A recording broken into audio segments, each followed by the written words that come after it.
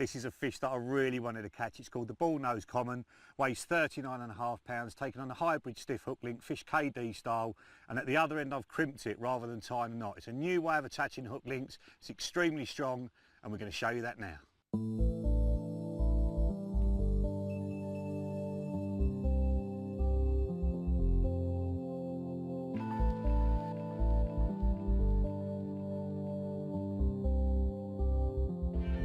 This little gadget is called a crimping tool, and it's for crimping a loop or a swivel onto the end of the hook link, but it will only work on certain kinds of hook links. Now, we showed this on the last DVD, and unfortunately up until now it hadn't actually come out.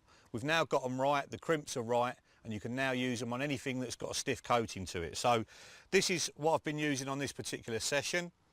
We've got stiff coated material called hybrid stiff, and I've crimped a loop on the end there. What I've basically done, I've gone through the double barrel crimp, around the link loop, back through the crimp, and then with these pliers I've just squeezed it really tight, and that will give you a much higher breaking strain than you can get if you tie a knot in it, but only in a stiff material. If you use the soft coated material like the N-Trap Soft, it won't give you the same breaking strain as a knot. We've done loads of breaking strain tests on this, and it only works on stiff material. So you can do the mouth trap in it, that's no problem. You can do the hybrid stiff in it, but don't try and do a soft hook link in it because you'll get a lower breaking strain.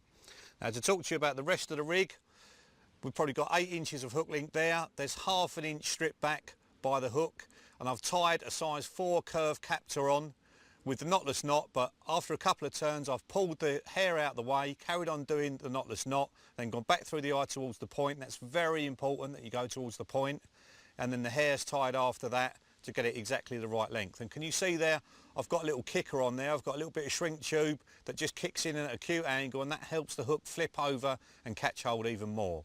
A little bit of soft material by the hook just to help that hook lift up into the fish's mouth and turn and catch hold, and then a great big blob of putty that's put around a hook link sinker just to pin everything flat on the bottom so the fish find it very difficult to detect it's there. And then the hook bait, absolutely critical to the KD rig. It's a slow sinking hook bait. You see I've got it muzzer effect there, that's Tom's little beauty.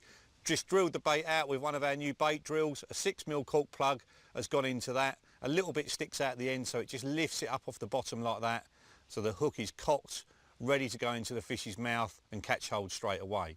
And this has been attached to one of our new lead clips, but it's not fish to dump the lead. I've not put the pin into the lead clip, and what I've done instead is left the tag end of line long that goes up into the lead clip. The bit you'd normally cut to a tiny little short piece, I've left it probably 10mm long. Now if I get a bleep when I'm fishing and it doesn't turn into a bite, and I wind in and that bit of line is outside the lead clip, I know the fish has picked up the rig, shook it and got away with it. If I wind it back in and that bit of line is still up inside the lead clip as I put it originally, then it means something's happened between the rig and the rod tip, so probably a line bite. So it's a real good indication whether the fish are mucking about with your rigs or not. But if you put this out amongst a big bed of boilies, you're going to get loads of bites.